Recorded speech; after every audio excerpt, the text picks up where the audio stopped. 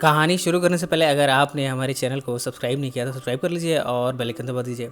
अगर ये वीडियो पसंद आए तो लाइक का बटन दबाना ना भूलें। इस फिल्म की शुरुआत होती है एक वुमेन से। वो अपने बेटे को ड्रॉप करने आई है। उसे कहती है कि अपना ख्याल रखना।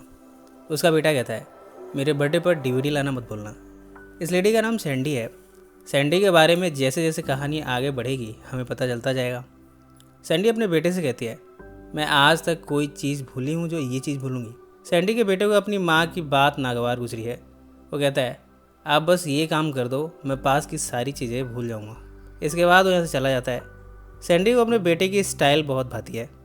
जब वो बच्चों की तरह नहीं बल्कि बड़ों की तरह उसे डांटने लगता है। घर पहुँचकर वो अपने किचन का काम करना शुरू करती है।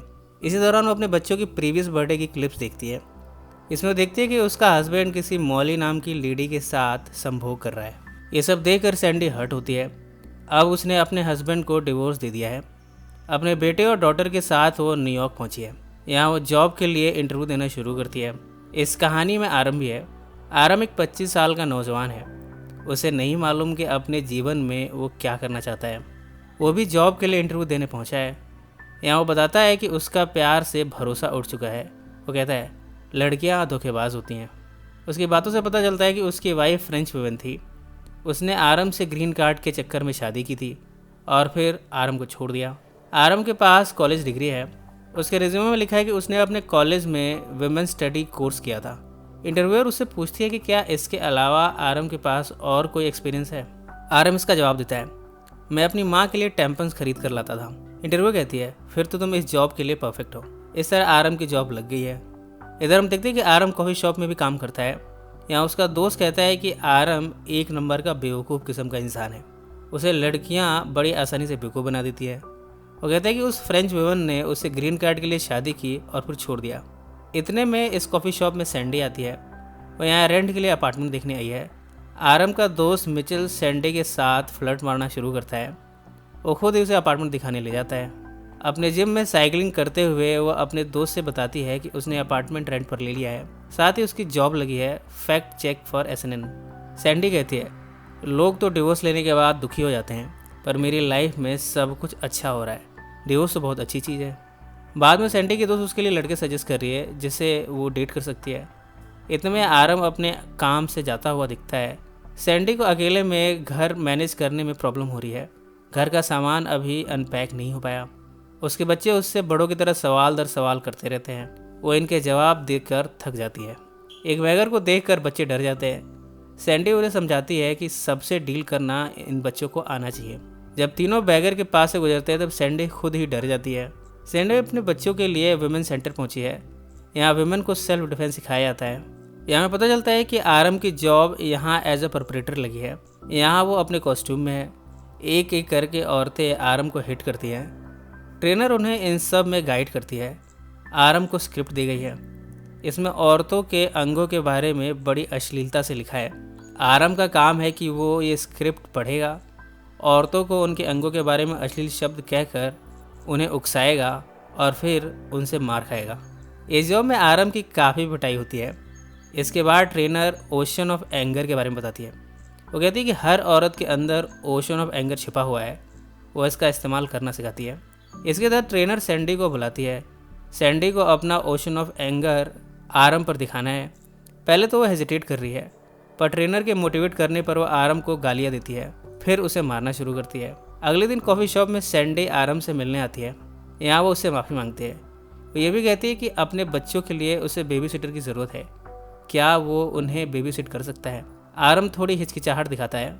सैंडी कहती है, अगर तुम्हें वुमेन सेंटर में हायर किया गया है तो इसका मतलब है कि तुम भरोसा करने के काबिल हो। आरम ने भी इस ऑफर को कबूल कर लिया है। इसके बाद हमें आरम को अपने पेरेंट्स के साथ लंच करते हुए दिखाया जाता है। सभी आरम के लिए वरीड हैं। उसका करियर, उसकी फील्ड, मैरिज, कितना कुछ है डिस्कस करने को, पर आरम इन सब के बारे में बात नहीं करना चाहता। उसकी माँ तो उसे पाम रीडर का कोर्स करने का सजेशन देती है। आरम को ये सब पसंद नहीं आ रहा। इन सब में आरम ने सैंडी के बच्चों को बेबीसिट करना शुरू कर दिया है। बच्चे बहुत शरारती हैं। आरम को काफ़ी मुश्किलें आ रही हैं उनके साथ एडजस्ट करने में। इधर सैंडी अपने डेट से मिलने पहुंची है। ये डेट कुछ अच्छी नहीं जा रही। ये शख्स बड़ा अजीब है। सैंडी जल्दी से यहाँ से चले जाना चाहती है। इधर घर पर सैंडी की डॉटर आरम से कहती है, तुम्हारी एज में तो मेरे पास एक रियल जॉब होगी, तुम तो एक फेलियर हो। आरम इसका कोई जवाब नहीं दे पाता। सैंडी को उसका डेट मसाज दे रहा है। वो बड़ी ऑकवर्ड फील करती है। कार में वो शख्स सैंडी के साथ मेकआउट करने की कोशिश करता है। सैंडी इस डेट को यहीं कैंसिल करके वो वापस आ जाती है। घर जाकर वो आरम से कहती है कि आखिर ये सब उसके साथ क्यों हो रहा है। उसे उम्मीद है कि इन सब का उसकी लाइफ में कोई पॉजिटिव असर होगा। वो ड्रिंक करते हुए अपनी फ्रस्ट्रेशन निकालती जा रही है। आरम सैंडी को बड़े गौर से देखे जा रहा है। वो ये देख रहा है कि उसकी वाइफ कितनी अलग थी, जबकि सैंडी बिल्कुल उसकी अपोजिट। सैंडी कहती है कि आरम को देने के लिए उसके पास पैसे नहीं है, वो बाद में दे देगी। अगले दिन आरम जब कॉफ़ी शॉप में है तब दोनों बच्चे दौड़ते हुए आते हैं। वे कहते हैं कि उनकी माँ मर गई। आरम दौड़ता हुआ सैंडी के बेडरूम में पहुंचा है।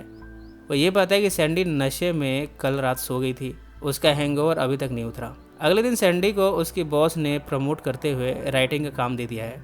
इस खुशी में वो आरम और अपने बच्चों को पार्टी देती है। वॉक करते हुए आरम अपने डिवोर्स के बारे में सैंडी को बताता है। सैंडी आरम से उसकी वाइफ के बारे में पूछती है। आरम कहता है उसका नाम एलिस था। एक लड़का उसका भाई बनकर उसके करीब आया, बाद में वो उसे उड़ा ले गया और मैं कुछ नहीं कर पाया। आरम ये भी बताता है कि वो फिलहाल डिवोर्स को फाइनलाइज नहीं कर सकता। अगर उसने ऐसा किया तो एलिस को यूएस से खदेड़ दिया जाएगा और उसे कभी ग्रीन कार्ड नहीं मिल पाएगा, इसलिए वो एलिस को लेकर थोड़ा लीनियंट है।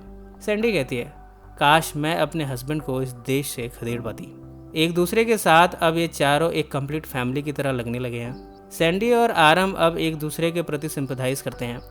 दोनों की कहानी अपने पार्टनर से धोखा खाने के मामले में एक जैसी है।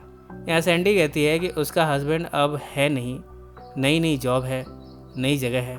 दोनों बच्चों के साथ उसे काफ़ी मुश्किलें आ रही हैं। वो यहाँ आरम को फुल टाइम नैनी बनने को कहती है। आरम इस बारे में अपने पेरेंट्स से बताता है कि अब वो फुल टाइम बेबी सिटर बनने जा रहा है। उसके पेरेंट्स उसे डांटते हुए कहते हैं ये भी कोई करियर है। आरम कहता है कि इस काम में वो बहुत खुश रहेगा, उसे वैसे भी बच्चों के साथ अच्छा लगता है। यहाँ उसके पेरेंट्स उसे रोकने की बहुत कोशिश करते हैं। इस पर आरम इंटरव्यू देना शुरू करता है, पर हर जगह उसे निराशा ही हाथ लगती है। इधर डे बाई डे सैंडी अपने ऑफिस में अच्छी रेपुटेशन बनाती जा रही है। आरम अब फुल टाइम नैनी बन चुका है। अपनी फ्रेंड के सुझाव पर सैंडी दूसरे मर्दों को डेट करती रहती है, पर किसी के साथ भी उसकी ट्यूनिंग मिल नहीं पाती। आरम का दोस्त मिचेल भी आरम के लिए डेट लाया है। आरम उसे घुलने मिलने की कोशिश करता है, पर थोड़ी देर में ही वो बोर होकर यहाँ से चला जाता है। अब जब सैंडी ऑफिस से देर रात तक घर लौटती है तब आरम उसका इंतज़ार कर रहा होता है। उसके लिए डिनर बनाकर रेडी रखता है। इस वीकेंड पर दोनों बॉक्सिंग गेम देखने साथ में जाते हैं। सैंडी यहाँ काफ़ी एक्साइटेड है। यहाँ वो बताती है कि अपने हस्बैंड के साथ वो कभी खुश नहीं थी। अच्छा हुआ डिवोर्स हो गया। मैच के बाद दोनों घर आते हैं। इतने में सैंडी का हस्बैंड बच्चों के लिए आया है।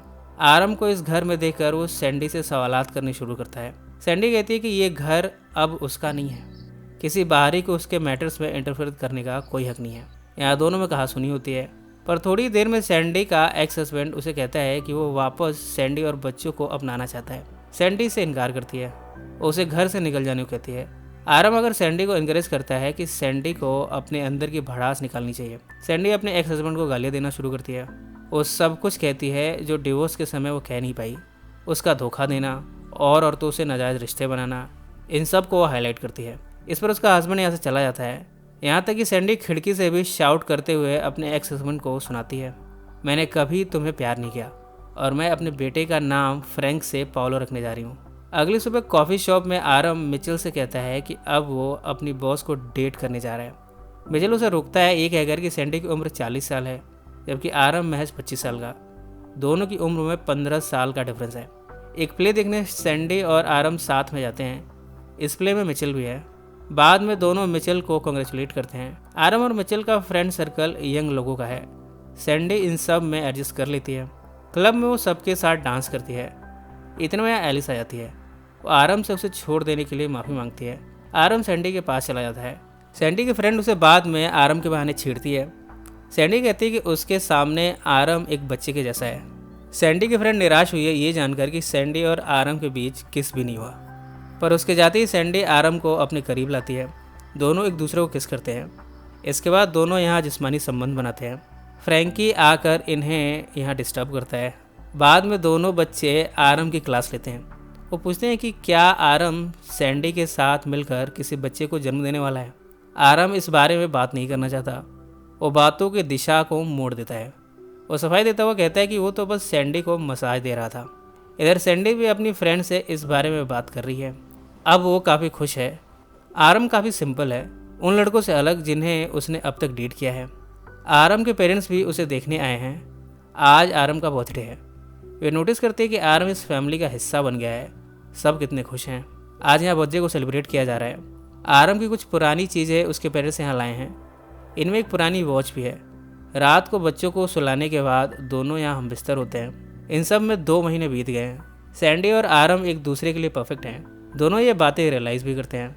सैंडी आज अपने ऑफिस कलीग्स से आरम को मिलाती भी है। अब दोनों अक्सर घंटों रोड पर वॉक करते हुए एक दूसरे से बातें करते रहते हैं। कोई किसी से बोर नहीं होता।